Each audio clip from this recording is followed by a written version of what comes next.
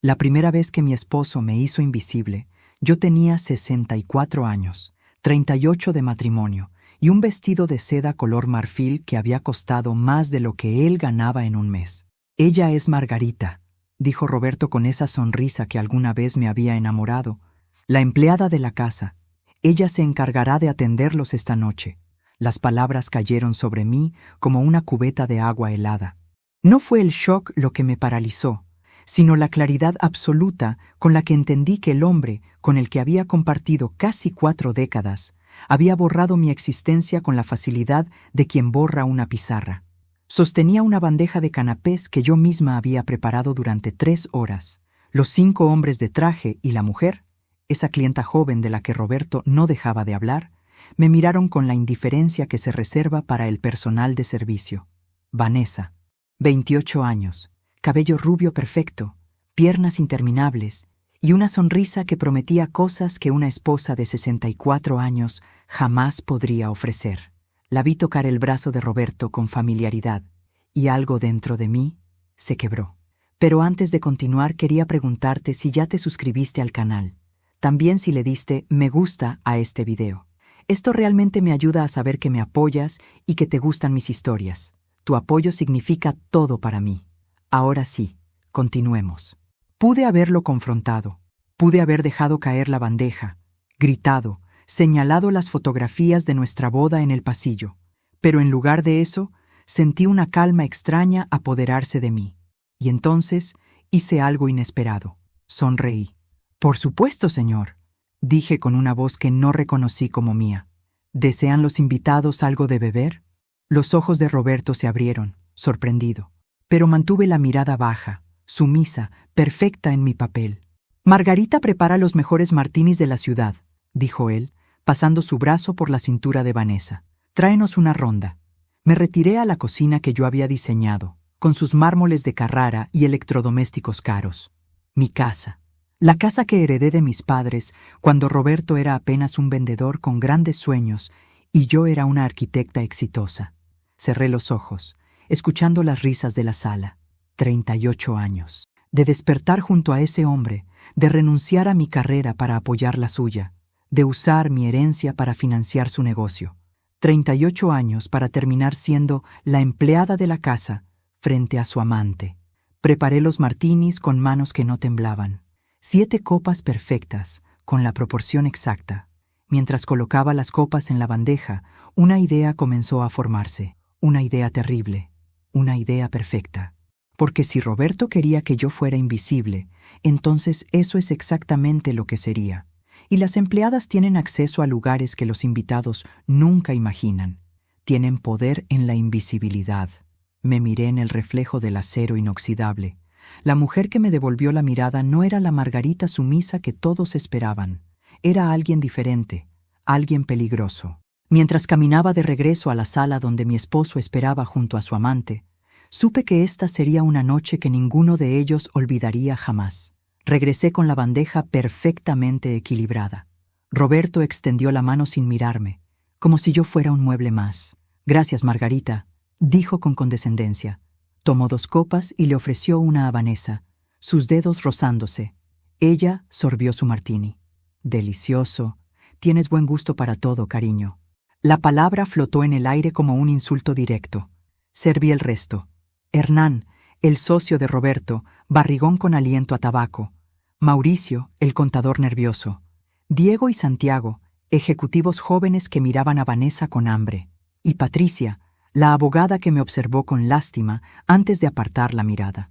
Me retiré a la esquina junto al bar, presente pero invisible, y desde esa posición privilegiada comencé a ver cosas que nunca noté. La mano de Roberto en la espalda baja de Vanessa, demasiado familiar. Ella inclinándose hacia él, su perfume caro llenando el espacio. Los gestos íntimos, rodillas rozándose, risas compartidas, miradas que duraban un segundo más de lo apropiado. «El contrato con Industrias Fermín será el más grande que hayamos cerrado», decía Roberto orgulloso. Y todo gracias a Vanessa. Todos aplaudieron. Ella hizo una reverencia burlona, buscando la aprobación de Roberto. Él le sonrió de esa manera que solía reservarme hace décadas. Margarita, trae más aceitunas y prepara otra ronda. Vamos a celebrar en grande. Me incliné y me dirigí al pasillo. Al pasar frente al estudio de Roberto, algo me hizo detenerme. La puerta estaba entreabierta. Entré. El estudio olía a su colonia cara y whisky. Abrí el cajón superior del escritorio. Nada interesante, pero el segundo cajón me hizo detener el corazón. Fotografías. Docenas de Roberto y Vanessa. En restaurantes. En la playa. En hoteles. En una, ella llevaba mi collar, el que había perdido 6 meses atrás. Roberto me había culpado por descuidada. Pero allí estaba, alrededor del cuello de Vanessa. Saqué mi teléfono y fotografié todo. Correos impresos donde Roberto prometía deshacerse de la vieja pronto. Cotizaciones de abogados de divorcio. Un documento donde intentaba poner mi casa a su nombre. Todo estaba allí. Meses, quizás años, de traición. «Margarita, ¿dónde están esas aceitunas?». La voz de Roberto resonó. Cerré los cajones rápidamente. En la cocina, mis manos temblaron mientras abría el frasco de aceitunas. No de miedo, de pura ira. Yo era Margarita Solís de Vega, arquitecta graduada con honores, diseñadora de 3 edificios emblemáticos. Había abandonado todo cuando Roberto me suplicó apoyo. «Seremos un equipo», había dicho. «Tú y yo contra el mundo». Mentiras, todo mentiras. Mientras preparaba la segunda ronda de martinis, mi mente trabajaba velozmente. Roberto quería que yo no existiera. Perfecto. Pero estaba por descubrir que las mujeres invisibles son las más peligrosas. Nadie presta atención a lo que hacen. Nadie vigila sus movimientos. Nadie sospecha. Regresé a la sala. Vanessa estaba sentada en el regazo de Roberto sin disimulo. Los otros fingían no notar. Patricia me miró con algo en sus ojos. Conocimiento. Ella sabía. Probablemente todos sabían. Todos excepto yo, la estúpida esposa que había confiado ciegamente. «Aquí están sus bebidas», dije suavemente. Serví cada copa con cuidado. Roberto tomó la suya sin mirarme, sus ojos fijos en Vanessa, y mientras los observaba brindar, supe exactamente qué tenía que hacer. Esta noche iba a ser el comienzo del fin, pero no mi fin, el de ellos. «Margarita, limpia esto», ordenó Roberto, señalando queso caído en la alfombra persa de mi abuela. No dijo por favor, simplemente asumió obediencia. Me arrodillé mientras Vanessa reía, y allí, en el suelo limpiando el desastre de mi esposo, los recuerdos me inundaron. 1987, 26 años, acababa de ganar el Concurso Nacional de Diseño Arquitectónico. Mi fotografía en todos los periódicos. La joven promesa de la arquitectura mexicana. Mi padre me miraba con orgullo. Conocí a Roberto en la fiesta de celebración que mi madre organizó en esta casa. Él era hijo del contador de papá, guapo, carismático. «Eres extraordinaria», me dijo. «Algún día yo también lo seré». Su determinación me atrajo. Nos casamos un año después. Los primeros años fueron buenos. Yo diseñaba edificios que cambiaban el horizonte. Ganaba 3 veces más que él. «Eres brillante», decía. «Solo necesito tiempo para alcanzarte». Llegaron los hijos. Daniela, luego Sebastián. Cuando Sebastián se fracturó el brazo por una caída, todo cambió. «¿Dónde estabas?», gritó Roberto en el hospital. Yo estaba cerrando un contrato importante, pero la culpa me devoró. Renuncié. Vendí mi estudio. «Es temporal», prometió Roberto. «Después retomarás tu carrera». Otra promesa que se disolvió. Con el dinero de mi estudio y la herencia de papá, le presté $200,000 para abrir su empresa. «Es nuestra empresa», dijo. «Socios para siempre». Pero solo su nombre apareció en los papeles. Es más simple así. Pero es nuestra, amor. Me tragué mis dudas, mi instinto, mi voz. Los años pasaron. La empresa creció. Roberto trabajaba 12 horas diarias. Para cuando Sebastián entró a la universidad, Roberto era considerado uno de los consultores más exitosos, y yo me quedé en casa, esperando. «¿Cuándo puedo volver a la arquitectura?», pregunté una noche cuando ambos hijos estaban en universidad. Roberto me miró como si hubiera dicho algo absurdo. «Margarita, tienes 52 años.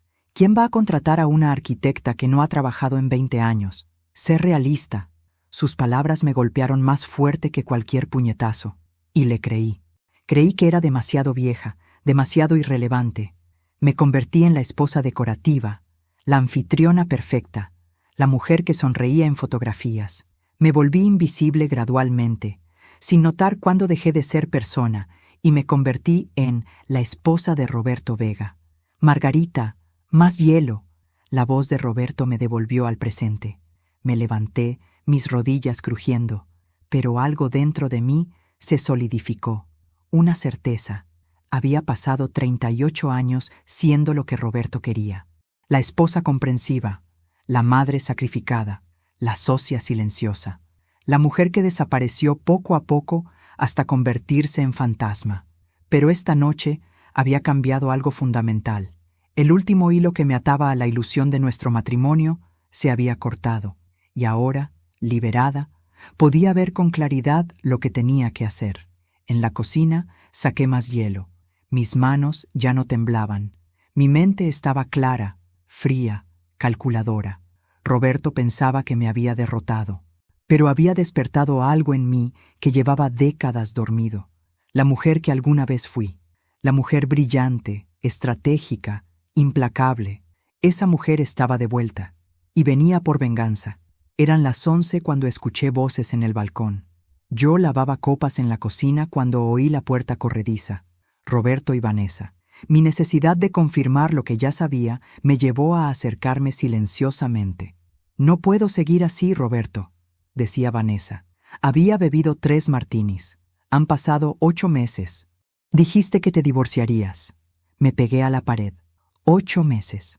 8 meses mientras yo preparaba sus cenas, lavaba su ropa, dormía a su lado sin saber nada. «Lo sé, amor», respondió Roberto meloso. «Pero Margarita es frágil. Si le pido el divorcio, podría hacer algo drástico». Casi río. ¿Frágil?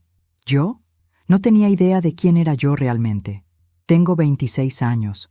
No puedo esperar para siempre. Quiero casarme, tener hijos. Y esta casa es perfecta. Podríamos remodelarla, quitar esos cuadros viejos y la decoración anticuada. Mi casa. Querían mi casa donde crecí, donde mi padre diseñó cada rincón, donde crié a mis hijos. Ella heredó la casa, explicó Roberto frustrado. Pero en el divorcio puedo argumentar que tengo derecho a la mitad del valor.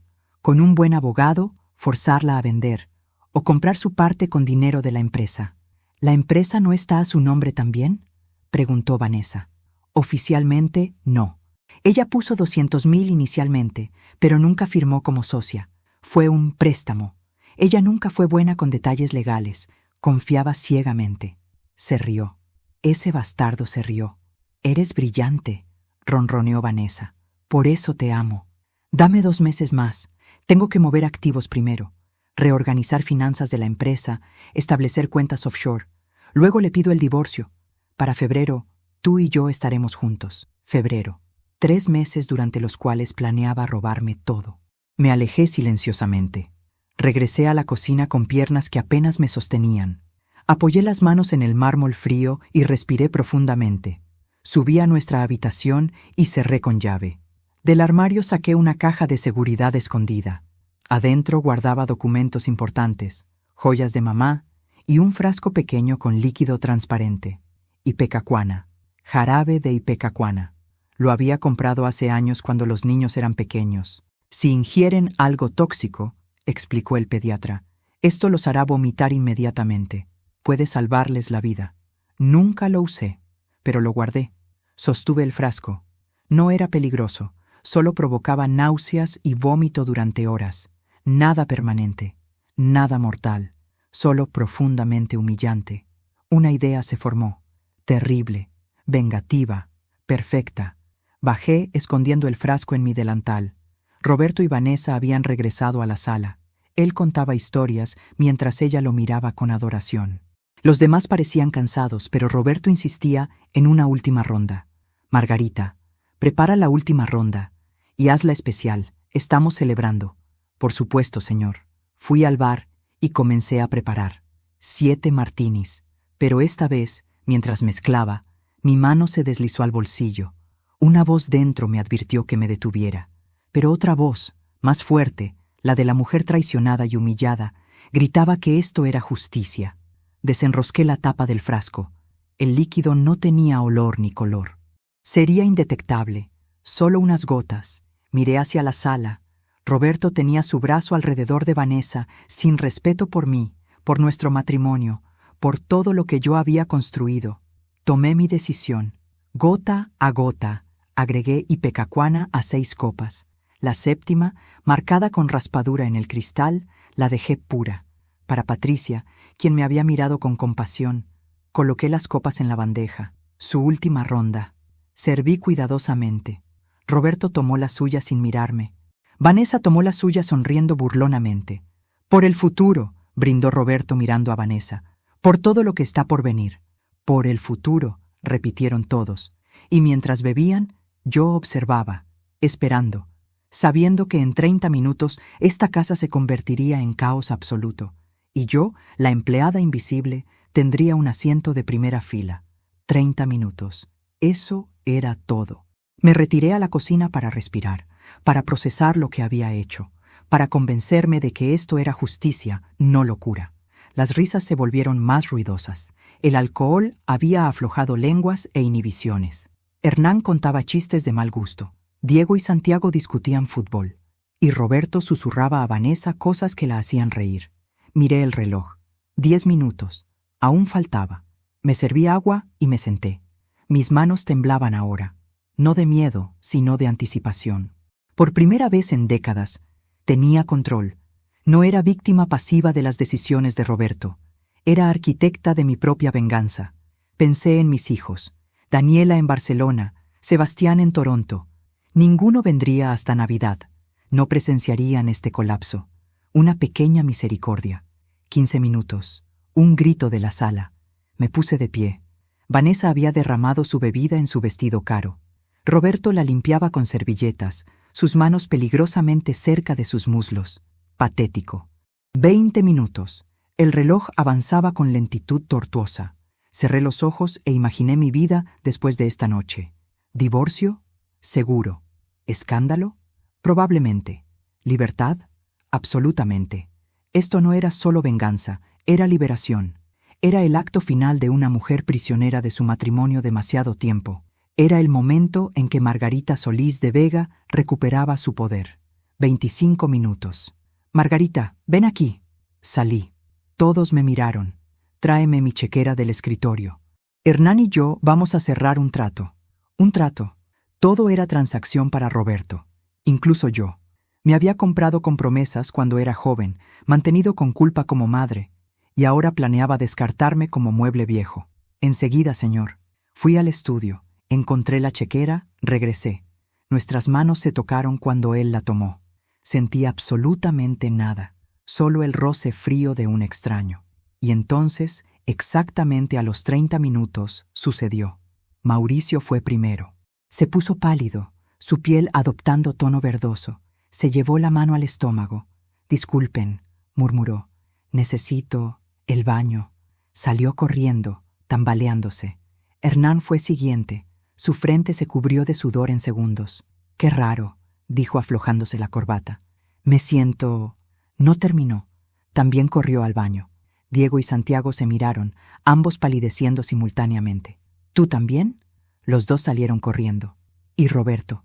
Su rostro se puso color cera. Sus ojos se abrieron con alarma.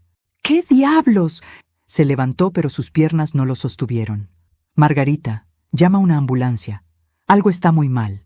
Vanessa también estaba en problemas. Había dejado caer su copa, hecha añicos en el piso. Estaba doblada sobre sí misma, gimiendo. Su cabello perfecto cayendo sobre su rostro contorsionado. Pero Roberto no podía ayudarla. Corrió hacia el baño, pero Mauricio y Hernán ya estaban allí. Los sonidos eran desagradables. Me quedé allí observando el caos. Patricia regresó del baño. «¿Qué pasó?», preguntó horrorizada. «No lo sé. De repente todos se pusieron enfermos. Debe ser intoxicación alimentaria». Roberto llegó a la cocina y vomitó en el fregadero. Vanessa colapsó en el pasillo, arruinando la alfombra persa de mi abuela.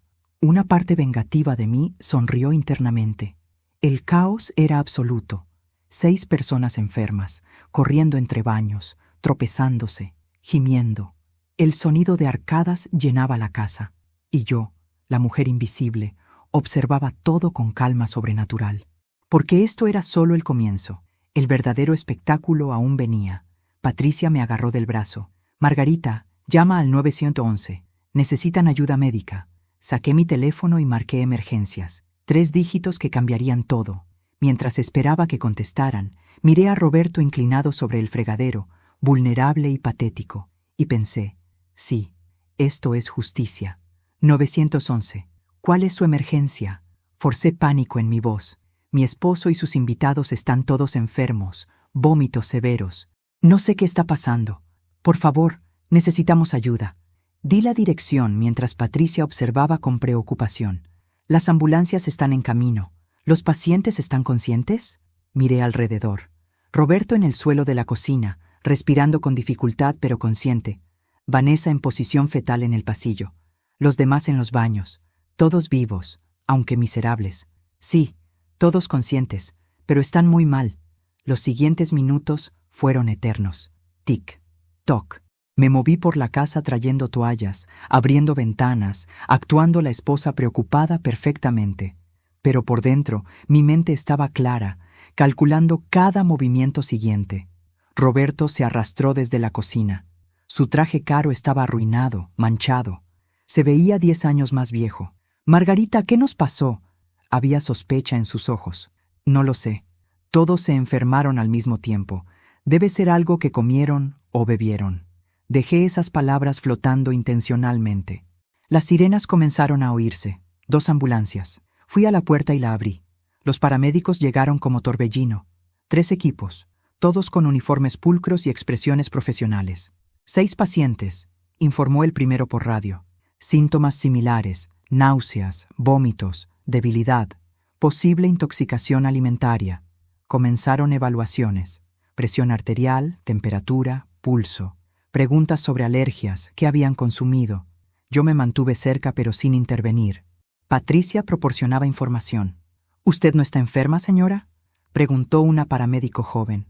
No, yo no comí ni bebí nada de lo que ellos consumieron. Solo preparé y serví. ¿Y usted?, le preguntó a Patricia. Tomé un martini, pero me siento bien. Yo sabía por qué. Su copa había sido la única limpia. El paramédico frunció el ceño, tomando notas. Interesante. Usualmente la intoxicación afecta a todos, pero si 2 que bebieron lo mismo están bien, dejó la oración sin terminar. Roberto me miró desde donde estaba con oxímetro en el dedo. Sus ojos mostraban más que sospecha, mostraban certeza.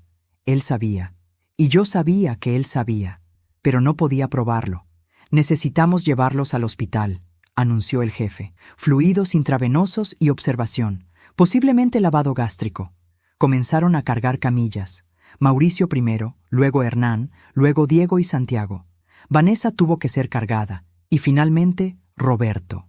Cuando lo subían a la camilla, agarró mi muñeca con fuerza sorprendente. «Fuiste tú», susurró. «¿Qué pusiste en las bebidas?» Me incliné cerca de su oído. «No sé de qué hablas, querido esposo, pero si tuviera que adivinar, diría que el karma tiene sabor terrible». Me enderecé y sonreí a los paramédicos. «Asegúrense de cuidarlo bien. Es mi esposo». Mientras cargaban las camillas, Patricia se quedó conmigo en la puerta. «Margarita, ¿estás bien? Esto debe ser terrible». Miró la sala destrozada. «¡Qué desastre!» «Sí, un terrible desastre. Pero ya sabes lo que dicen, Patricia. A veces las cosas deben desmoronarse completamente antes de reconstruirse». Me miró extrañamente, tratando de descifrar un código oculto. Pero antes de que pudiera hablar, otro vehículo llegó. No ambulancia, una patrulla de policía. Mi corazón se aceleró, pero mantuve expresión neutral. Los había llamado yo. Bueno, el operador del 911 había enviado la alerta estándar. Era procedimiento normal. Y yo había contado con ello. 2 oficiales salieron, un hombre mayor robusto y una mujer joven delgada. «Buenas noches», dijo el mayor mostrando su placa. «Oficial Ramírez, ella es la oficial Torres. Recibimos reporte de múltiples personas enfermas. ¿Puede explicar qué sucedió?» Patricia comenzó a hablar, pero yo interrumpí suavemente. «Por supuesto, oficial. Mi esposo organizó una reunión aquí esta noche. Yo estaba atendiendo a los invitados, preparé bebidas y serví aperitivos. Aproximadamente 30 minutos después de la última ronda de martinis, todos comenzaron a enfermarse. Todos excepto usted y... Miró a Patricia. Patricia Montes. Y sí, solo nosotras estamos bien. Vamos a necesitar muestras. De todo lo que consumieron. Por supuesto, todo está en la cocina. Pueden tomar lo que necesiten. Los guié a la cocina. Torres tomó fotografías. Ramírez examinó las botellas. ¿Estas botellas estaban abiertas? La ginebra y el vermut estaban abiertos de hace días, pero las uso regularmente sin problemas. ¿Y usted bebió de estas botellas esta noche? No, oficial. Yo no bebo alcohol. Vamos a llevar estas botellas para análisis. En ese momento, mi teléfono sonó. El hospital. Disculpen. Contesté y me alejé. Señora de Vega, soy el doctor Méndez. Su esposo está estable. Todos los pacientes responden bien. Sin embargo, su esposo insiste en hablar con la policía. Dice que fue envenenado intencionalmente. Entiendo, doctor. La policía está aquí ahora. Colgué y me volví hacia los oficiales. Era el hospital. Mi esposo está bien. Eso es bueno, dijo Torres. Señora de Vega, su esposo alega que esto no fue accidente. ¿Tiene idea de por qué diría eso? El momento de la verdad había llegado. Oficial, creo que hay cosas que deben saber sobre esta noche. Y sobre mi esposo. Y mientras las luces de la patrulla parpadeaban, comencé a contar mi historia. La venganza requería paciencia, y yo había esperado 38 años. Podía esperar un poco más. Los oficiales Ramírez y Torres se miraron cuando mencioné que tenía información sobre mi esposo. Torres sacó su libreta. ¿Qué tipo de información, señora de Vega? Respiré profundo. Mi esposo está teniendo una aventura con Vanessa Cortés, una de las invitadas. Descubrí esta noche que él me presentó a sus colegas como la empleada de la casa para impresionarla. Patricia dejó escapar un grito ahogado. Margarita, no sabía... Lo siento mucho. Ramírez frunció el ceño. Eso es desafortunado. Pero, ¿qué tiene que ver con lo que sucedió? Estoy llegando a eso. Cuando él me presentó como empleada, algo dentro de mí se quebró. 38 años de matrimonio oficial. De sacrificarme, de renunciar a mi carrera como arquitecta para apoyarlo, de usar mi herencia para financiar su negocio. Y esta noche me borró de la existencia. Entiendo que esté molesta, dijo Torres, pero eso no explica por qué 6 personas terminaron en el hospital. Hay algo más. Cuando estaba en la cocina, escuché una conversación. Roberto y Vanessa en el balcón. Están planeando robarme. Mi casa, mi dinero, todo. Roberto planea mover activos a cuentas offshore antes de pedirme el divorcio. Ahora tenía su completa atención. ¿Escuchó estos planes específicamente?, preguntó Ramírez. Cada palabra. Hablaron sobre abogados, sobre cómo argumentar que Roberto tiene derecho a la mitad del valor de mi casa, sobre mover dinero de nuestras cuentas conjuntas. Fue como planear un atraco de mi propia vida. Y las bebidas, comenzó Torres. Les agregué jarabe de ipecacuana. Confesé directamente. No tenía sentido mentir. Los análisis lo revelarían. Lo sé, fue terrible. Pero después de escuchar sus planes, después de ser humillada, solo quería que sintieran algo de lo que yo sentía. Quería que su preciosa reunión se convirtiera en desastre. Ramírez suspiró. Señora de Vega, está admitiendo haber envenenado intencionalmente a 6 personas. No las envenené. La ipecacuana no es venenosa. Es un emético. Causa vómitos, pero no es letal. La compré hace años cuando mis hijos eran pequeños, por si ingerían algo tóxico. Solo causó incomodidad. Mucha incomodidad, pero no estaban en peligro.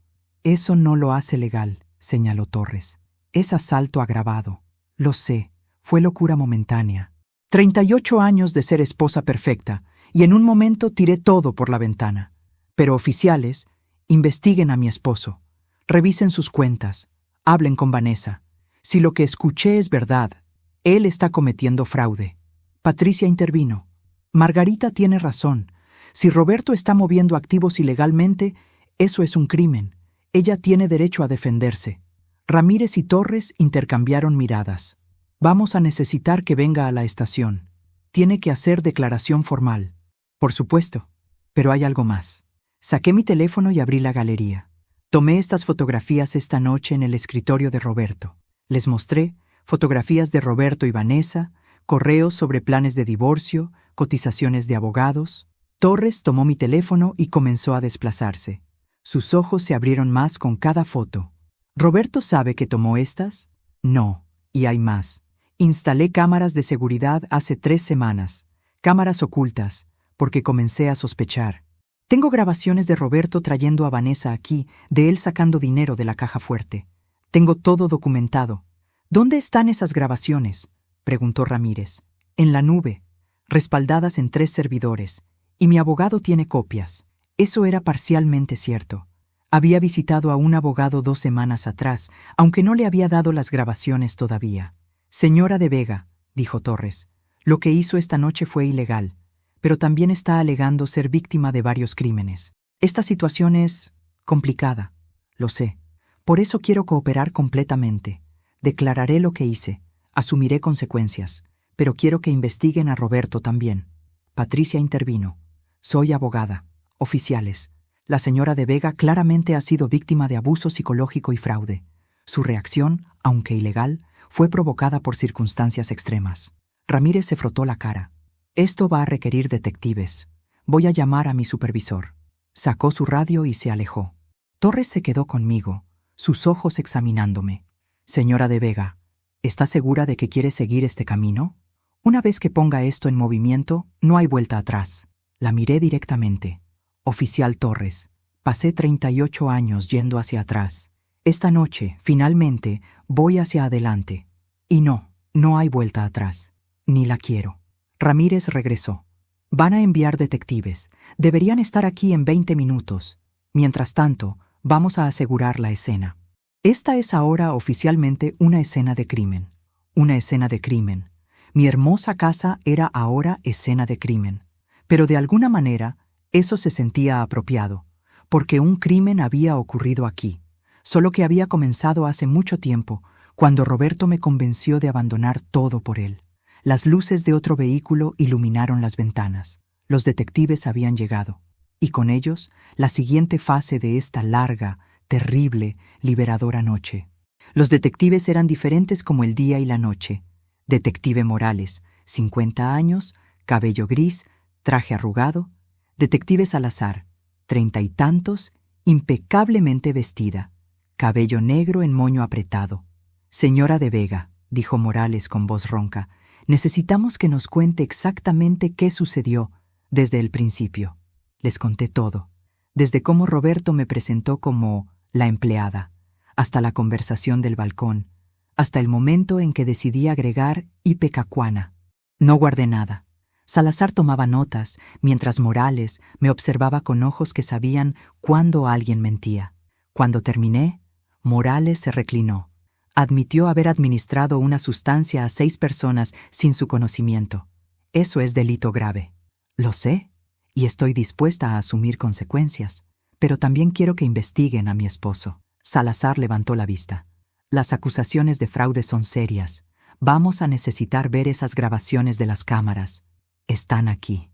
Les di acceso a la cuenta de la nube. Observé cómo Salazar ingresaba la información en su tablet. Mi abogado llegó. Jorge Castillo entró como tormenta, su traje caro contrastando con el caos de mi sala. A sus 72 años seguía siendo afilado como cuchillo. Margarita, dijo, Patricia me puso al tanto. ¿Ya hiciste declaración? Sí, les conté todo. Jorge cerró los ojos brevemente, el gesto de abogado que sabe que su cliente complicó su caso, sin mí presente. Bueno, el daño está hecho. Detectives, soy Jorge Castillo, representante legal de la señora de Vega. A partir de ahora, cualquier pregunta pasa por mí. Morales asintió. Señor Castillo, su clienta ya confesó asalto agravado. Es bastante claro. Lo que es claro, replicó Jorge, es que mi clienta fue víctima de abuso psicológico, fraude financiero, y está en extrema angustia emocional. Su reacción fue resultado directo de años de maltrato. Mientras ellos discutían, Salazar había estado revisando las grabaciones. De repente se enderezó. Detective Morales, necesita ver esto. Todos nos acercamos a la tablet. Una grabación de 3 semanas atrás mostraba a Roberto en su estudio. Se veía furtivo antes de abrir la caja fuerte. Sacó fajos de billetes, al menos $10,000, y los metió en un maletín. Luego marcó un número. Sí, soy yo, decía Roberto. Tengo el efectivo. ¿Cuándo puedes abrir la cuenta en Islas Caimán? Perfecto. Sí, todo a nombre de la empresa fantasma. Mi esposa no puede saber nada. No, no sospecha nada. Ella confía en mí ciegamente. Se rió. Ese bastardo se rió de mi confianza. El rostro de Morales se había endurecido. ¿Cuántas grabaciones como esta tiene? Docenas.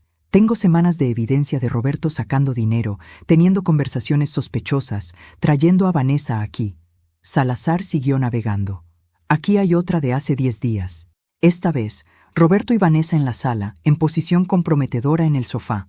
Aparté la mirada. Tengo que decirle pronto, decía Roberto. Ella está empezando a hacer preguntas sobre el dinero. ¿Y si no acepta el divorcio?, preguntaba Vanessa.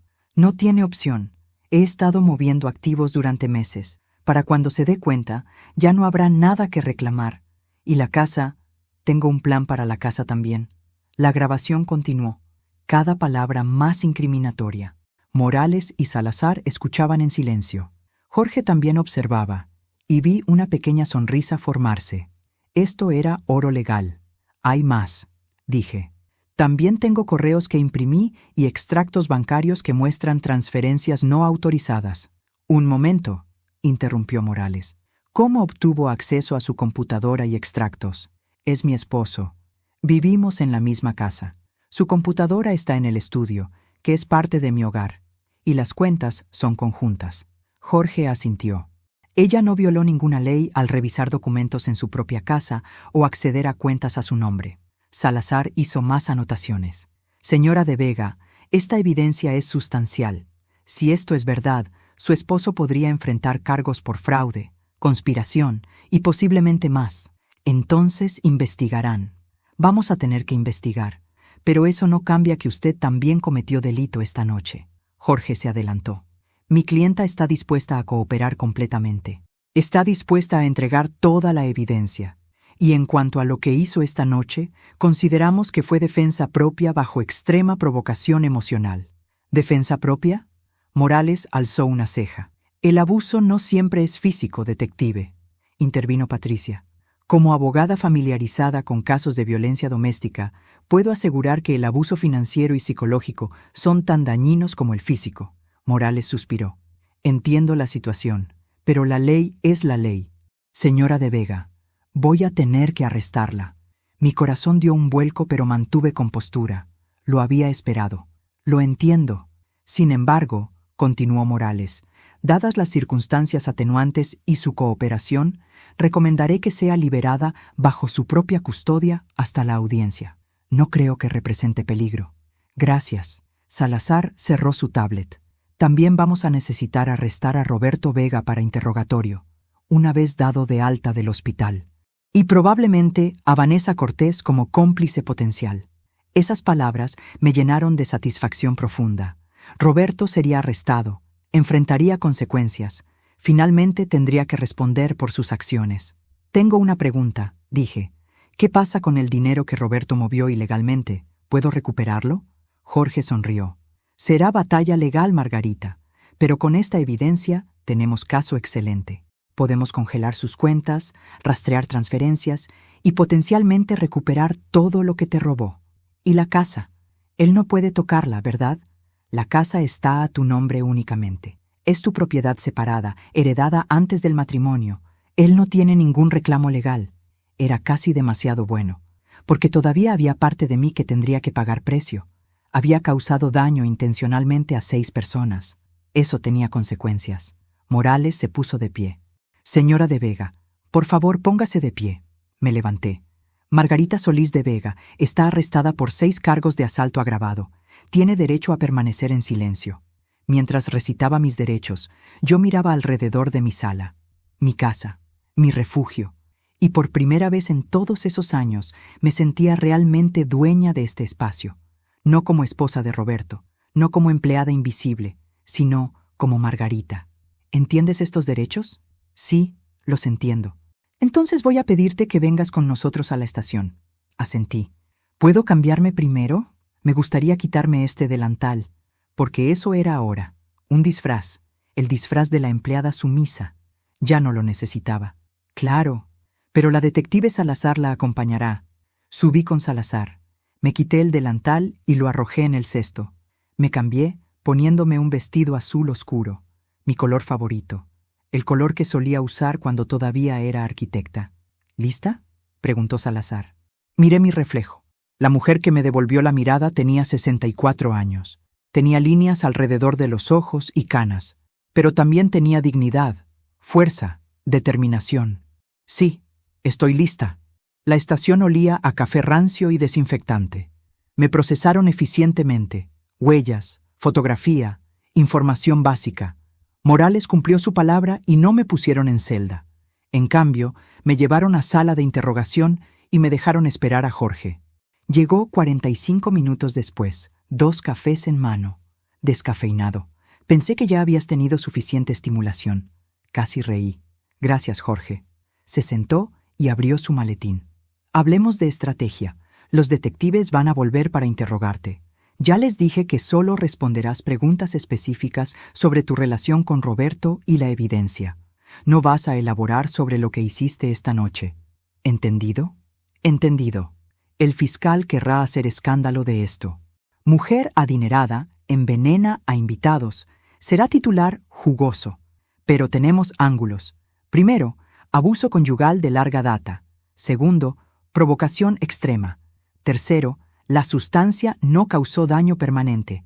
Y cuarto, tu disposición a cooperar en la investigación del fraude de Roberto. ¿Crees que puedes llegar a acuerdo? Es posible. Si demostramos que Roberto cometió fraude significativo y presentamos tu caso como mujer desesperada que finalmente se defendió, podríamos conseguir cargos reducidos. Tal vez asalto simple, libertad condicional en lugar de prisión. Pero Margarita, tienes que estar preparada para posibilidad de tiempo en prisión. Asentí. Lo sé y lo acepto. La puerta se abrió.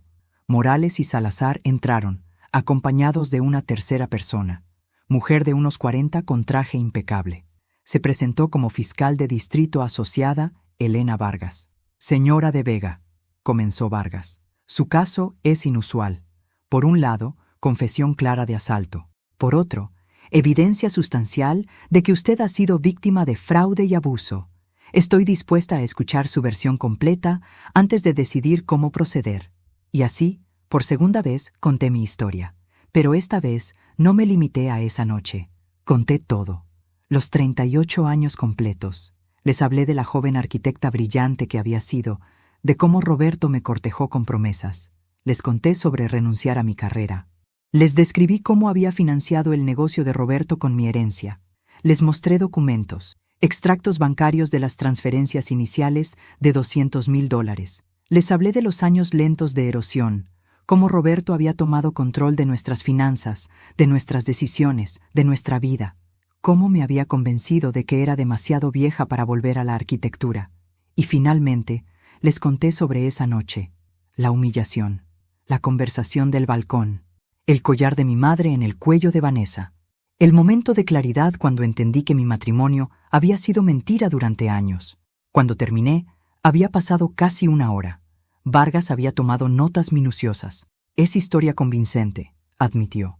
Y la evidencia de fraude es extensa. Hemos estado revisando las grabaciones mientras esperaba. También enviamos agentes al hospital para interrogar al señor Vega. ¿Y? Pregunté. Salazar sonrió levemente. Se está negando a responder sin su propio abogado, lo cual es su derecho, pero su reacción cuando mencionamos las grabaciones fue reveladora. También hablamos con Vanessa Cortés, agregó Morales. Está cantando como canario.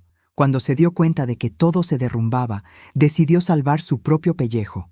Nos contó todo sobre el plan para defraudarte, sobre las cuentas offshore, sobre todo. Sentí oleada de satisfacción. Entonces van a arrestar a Roberto. Ya está arrestado, confirmó Vargas. Lo arrestamos en el hospital hace 1 hora. Está en celda ahora, esperando su propia audiencia. Las palabras se asentaron sobre mí como manta cálida. Roberto, arrestado. Roberto, en celda. Roberto, finalmente enfrentando consecuencias. Y Vanessa, también arrestada, como cómplice de fraude. Su cooperación podría reducir sus cargos, pero definitivamente enfrentará consecuencias. Jorge se inclinó. Fiscal Vargas, dado todo lo que ha escuchado, ¿cuál es su posición sobre los cargos contra mi clienta? Vargas entrelazó sus dedos. Es complicado. Legalmente la señora de Vega cometió delito, pero las circunstancias atenuantes son significativas y su cooperación vale algo. Esto es lo que ofrezco. Reducir los cargos a asalto simple, libertad condicional de 2 años, 100 horas de servicio comunitario y acuerdo de no contacto con las víctimas, sin tiempo en prisión. Era mejor de lo que habíamos esperado. ¿Y si ella rechaza? Entonces iremos a juicio, y aunque su historia es comprensiva, un jurado podría ver las cosas diferente. 6 víctimas es significativo. Podría enfrentar hasta 5 años. Acepto el acuerdo, dije antes de que Jorge pudiera hablar. Él me miró sorprendido. Jorge, acepto. Es justo. Hice algo malo, incluso si tuve razones. Puedo vivir con libertad condicional y servicio comunitario. Vargas asintió. Bien. Prepararé los documentos. Puede ser liberada bajo su propia custodia esta mañana. La audiencia formal será en 2 semanas. Pero antes de que pudiera relajarme, Salazar intervino. Hay una cosa más, señora de Vega. Algo que descubrimos mientras revisábamos las grabaciones. Mi estómago se tensó. ¿Qué cosa? Salazar sacó su tablet y la giró hacia mí. En la pantalla había grabación que no reconocí al principio. Fechada de hace 6 meses. Mostraba a Roberto en su estudio, pero no estaba solo. Había otro hombre con él, alguien que no reconocí. ¿Reconoce a este hombre?, preguntó Morales. Entrecerré los ojos. No, nunca lo he visto. Se llama Miguel Herrera. Es contador conocido por ayudar a sus clientes a optimizar sus obligaciones fiscales, a menudo mediante métodos ilegales. Hemos estado investigándolo durante 2 años, pero nunca pudimos reunir suficiente evidencia para acusarlo. Salazar tocó la pantalla, aumentando volumen. En la grabación, Roberto y Miguel discutían números. Necesito que estos ingresos desaparezcan del papel, decía Roberto. Los clientes pagan en efectivo, y no quiero que mi esposa o Hacienda sepan sobre estos contratos. No hay problema, respondía Miguel. Tengo varias empresas fantasma en Belice y Panamá.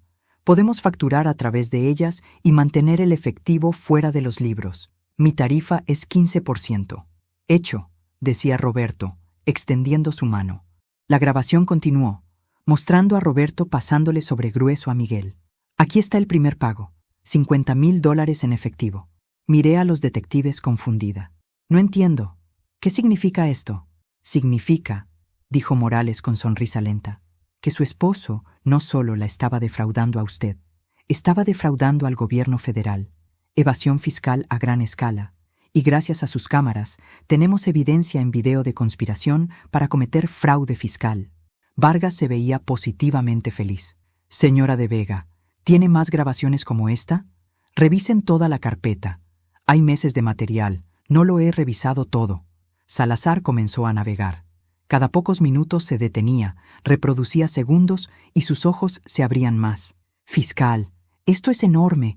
Hay docenas de reuniones con Herrera, conversaciones sobre contratos falsos, sobre esconder ingresos, sobre sobornos. Morales se rió, un sonido satisfecho. Señora de Vega, cuando instaló esas cámaras para atrapar a su esposo infiel, accidentalmente documentó una red criminal completa. Esto va mucho más allá de fraude conyugal. Esto es fraude federal, evasión fiscal, soborno, posiblemente lavado de dinero. Roberto va a prisión, dijo Vargas con certeza. Prisión federal, por muchos años, y todos sus activos serán confiscados. Lo cual significa que usted, como esposa legítima y víctima de sus crímenes, tendrá reclamo prioritario sobre cualquier activo recuperado. Las implicaciones me golpearon. No solo recuperaría mi casa, mi dignidad, mi vida. Recuperaría todo el dinero que Roberto me había robado, más todos los activos acumulados mediante actividades ilegales. Podría reconstruir mi vida completamente. Podría volver a la arquitectura. Podría hacer cualquier cosa. Hay más, dijo Jorge mirando su teléfono. Acabo de hablar con colega que se especializa en derecho fiscal. Si pruebas que no sabías sobre las actividades ilegales de Roberto, y claramente no lo sabías, el IRS no puede ir tras tus activos personales. La casa, tus cuentas, todo está protegido. Era demasiado bueno, demasiado perfecto. Había comenzado esta noche buscando pequeño acto de venganza, pero había destapado algo mucho más grande, Había destapado toda su red de mentiras y crímenes. Una cosa más, dijo Salazar con expresión casi traviesa. ¿Recuerda que mencionó que su esposo tomó un collar de su joyero y se lo dio a Vanessa? Ese collar aparece en varias grabaciones. Si puede probar que era su propiedad, es robo. Otro cargo más. En ese momento, a pesar de todo, a pesar del cansancio, del estrés, de la surrealidad, me reí. Me reí tan fuerte que las lágrimas rodaron por mis mejillas. Jorge me miraba preocupado, pero no era que me había quebrado. Era pura, absoluta, catártica alegría. Porque esta noche, cuando Roberto me presentó como la empleada de la casa, pensó que me había derrotado. Pero lo que no entendió, lo que nunca entendió, era que las mujeres invisibles ven cosas que otros pierden. Las mujeres invisibles escuchan secretos que otros piensan seguros. Y las mujeres invisibles, cuando finalmente deciden actuar, son imparables. Yo había sido la arquitecta de mi propia venganza. Y el edificio que había construido esa noche no era solo mi libertad, era la prisión de Roberto. Y era, irónicamente, mi obra maestra. 3 meses después, me senté en la terraza de mi casa, legalmente, indiscutiblemente mía, observando el amanecer sobre la ciudad. Tenía taza de café en una mano y plano arquitectónico en la otra. El plano mostraba mi primer proyecto en 25 años, un centro comunitario para mujeres víctimas de abuso doméstico. Pro bono. Mi servicio comunitario se había convertido en mi pasión. Mucho había cambiado en esos 3 meses. Roberto fue acusado de 47 cargos federales: fraude fiscal, evasión, lavado de dinero, soborno, fraude conyugal y más. Su abogado intentaba negociar acuerdo, pero la fiscal Vargas me había dicho que incluso con cooperación total, Roberto enfrentaba mínimo 15 años en prisión federal. Su empresa había sido intervenida, sus cuentas congeladas, su reputación destruida. Vanessa Cortés recibió 2 años de libertad condicional y 500 horas de servicio comunitario. También perdió su licencia profesional. Había dejado la ciudad. Una pequeña parte de mí sentía lástima. Solo una parte muy pequeña. Miguel Herrera, el contador corrupto, también fue arrestado gracias a mis grabaciones. Los federales desmantelaban toda su red. Roberto era solo uno de docenas de clientes que Herrera había ayudado a defraudar al gobierno. Era irónico. Mi venganza personal había destapado conspiración criminal que se extendía por toda la región. Los otros invitados habían reaccionado de maneras diversas. Hernán también estaba siendo investigado. Mauricio había cooperado completamente. Diego y Santiago habían renunciado a la empresa. Y Patricia se había convertido en mi amiga verdadera. Almorzábamos juntas cada semana, porque sí, me estaba divorciando. Los papeles estaban casi finalizados. Con Roberto en prisión preventiva y todos sus crímenes expuestos, el proceso había sido simple. Yo recuperaría todo, la casa, siempre mía, pero también porción significativa de los activos legítimos de la empresa, ya que pude probar que mi inversión inicial había sido fundamental. Y gracias a las leyes de compensación para víctimas, tendría acceso a fondos recuperados de las cuentas offshore de Roberto. El dinero era bueno, pero lo que realmente importaba era algo más profundo. Me había recuperado a mí misma. Mis hijos, por supuesto, habían quedado devastados. Daniela voló desde Barcelona inmediatamente. Sebastián llegó desde Toronto 2 días después. Hubo lágrimas, gritos, incredulidad. Habían admirado a su padre. Descubrir la verdad sobre sus crímenes, sobre su infidelidad, sobre cómo me había tratado, los había destrozado. Pero con tiempo y muchas conversaciones difíciles, comenzaron a entender. Daniela fue la primera. Mamá, nunca me di cuenta de cuánto sacrificaste por nosotros, por él. Siempre pensé que habías elegido ser ama de casa, pero ahora veo que fuiste manipulada, obligada. Perdóname por no verlo antes. No hay nada que perdonar. Yo tampoco lo veía. A veces la negación es más fácil que la verdad. Sebastián había sido más difícil. Él y Roberto siempre fueron cercanos, pero cuando le mostré las grabaciones, algo en él cambió. No es el hombre que pensé que era, había dicho, voz quebrada. Es tu padre, y siempre lo será. Pero ser padre no lo excusa de sus acciones. Puedes amarlo y aún así reconocer que hizo cosas terribles. Ahora, 3 meses después, ambos me apoyaban completamente. Daniela incluso había pospuesto su regreso a Barcelona para quedarse conmigo las primeras semanas. Sebastián visitaba cada fin de semana por videollamada. Tomé sorbo de mi café y observé cómo el sol se elevaba más alto, bañando la ciudad en luz dorada. Desde esta terraza podía ver 3 de los edificios que había diseñado cuando era joven. Todavía estaban allí, tocando el cielo, testigos silenciosos de lo que alguna vez había sido capaz. Y pronto, muy pronto, abría un cuarto, el centro comunitario. Mi teléfono vibró. Mensaje de Jorge. Papeles firmados. Oficialmente divorciada a partir de hoy. Felicidades por tu libertad. Oficialmente divorciada. Las palabras deberían haberme causado tristeza, supuse. El fin de 38 años de matrimonio. Pero solo sentí alivio. Y algo más. Emoción. Anticipación por lo que vendría. Me había registrado en el Colegio de Arquitectos de nuevo.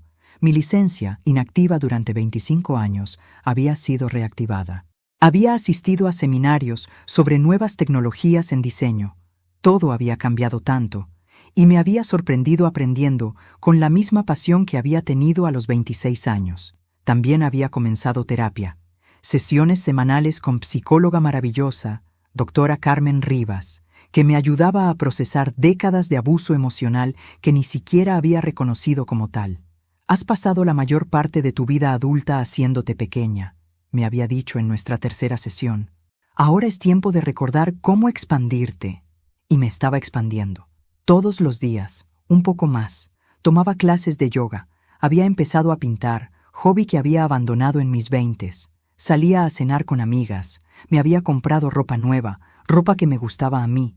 No lo que Roberto consideraba apropiado para mi edad. Me había cortado el cabello en estilo moderno, más corto, más atrevido. Me sentía joven. No físicamente, mis 64 años eran reales, pero joven de espíritu, renacida. El timbre sonó. Cuando abrí, encontré a mensajero con paquete grande. Lo firmé y lo llevé adentro. La etiqueta decía que era de Daniela. Lo abrí cuidadosamente. Dentro había un cuadro, bellamente enmarcado. Era fotografía mía de cuando tenía 25 años, tomada el día que gané el concurso de diseño arquitectónico. Estaba parada frente al museo que había diseñado, sonriendo con esa confianza absoluta que solo tienen los jóvenes que creen que pueden conquistar el mundo. Daniela había agregado placa en el marco con inscripción: Margarita Solís, arquitecta. Nunca la perdiste. Solo estaba esperando que la encontraras de nuevo. Las lágrimas corrieron por mis mejillas, pero eran lágrimas buenas, lágrimas de gratitud, de amor, de esperanza. Colgué el cuadro en la sala, reemplazando una de las fotografías de boda que Roberto había insistido en mantener todos estos años. La joven Margarita del cuadro me miraba con ese brillo en los ojos, ese fuego que pensé que había perdido para siempre. Pero no lo había perdido. Solo lo había enterrado bajo años de matrimonio tóxico y autonegación. Mi teléfono sonó de nuevo. Esta vez era correo electrónico de cliente potencial. Una empresa que quería construir oficinas nuevas y había visto mi nombre en el registro de arquitectos. Querían reunirse para discutir el proyecto. Respondí inmediatamente. Me encantaría reunirme. ¿Qué tal el jueves a las 10 a.m.? Era real. Estaba realmente reconstruyendo mi vida. No la vida que Roberto había querido para mí. No la vida que las expectativas sociales habían dictado. Mi vida. La vida que siempre debía haber tenido. Salí de nuevo a la terraza. El sol ya estaba alto en el cielo, brillante y cálido. El día se extendía ante mí, lleno de posibilidades infinitas, y por primera vez en décadas, no tenía miedo del futuro. No tenía que preocuparme por complacer a nadie excepto a mí misma. No tenía que hacerme pequeña para que alguien más pudiera sentirse grande. Pensé en aquella noche, 3 meses atrás, la noche en que Roberto me presentó como la empleada de la casa, la noche en que puse ipecacuana en las bebidas, la noche en que todo se derrumbó y paradójicamente todo comenzó. Había pagado mi precio, 2 años de libertad condicional, 100 horas de servicio comunitario y el escándalo público que siguió. Esposa traicionada, envenena a invitados y expone red criminal, habían titulado los periódicos. Algunos me veían como heroína, otros como criminal, pero ya no me importaba lo que pensaran. Había pasado demasiados años preocupándome por opiniones de otros. Lo que importaba era esto. Estaba libre, estaba viva, y a los 64 años estaba empezando de nuevo. Levanté mi taza de café en brindis silencioso, por la mujer que había sido, por la mujer que me había obligado a convertirme, y más importante, por la mujer que estaba eligiendo ser ahora. Por ti, Margarita Solís, susurré a la mañana, arquitecta, sobreviviente, mujer libre. El sol brilló más fuerte, como si el universo estuviera de acuerdo. Y en ese momento perfecto, de pie en mi terraza, en mi casa, en mi vida reclamada, supe con absoluta certeza que los mejores años de mi vida no estaban detrás de mí. Acababan de comenzar, porque nunca es demasiado tarde para reconstruirte. Nunca es demasiado tarde para recuperar tu poder. Y nunca es demasiado tarde para recordar quién eras antes de que alguien te convenciera de ser menos. Yo era Margarita Solís. Tenía 64 años, y mi historia apenas estaba comenzando. Esta historia es testimonio de que la dignidad no tiene fecha de caducidad, de que la venganza más dulce es la que nos devuelve a nosotros mismos, y de que nunca es demasiado tarde para reclamar la vida que mereces. A todas las mujeres que se han sentido invisibles, que han sacrificado sus sueños por otros, que han sido traicionadas por aquellos en quienes confiaron. Tu historia no termina cuando decides que no termina. La reinvención es posible a cualquier edad. La justicia, aunque retrasada, puede llegar. Y tú, como Margarita, eres más fuerte de lo que jamás imaginaste. Nunca permitas que nadie te haga sentir como la empleada en tu propia vida, porque tú eres la arquitecta de tu destino. Siempre lo has sido. Gracias por leer esta historia. Si te conmovió, considera compartirla. Y recuerda, las mujeres invisibles ven todo, y cuando deciden actuar, mueven montañas.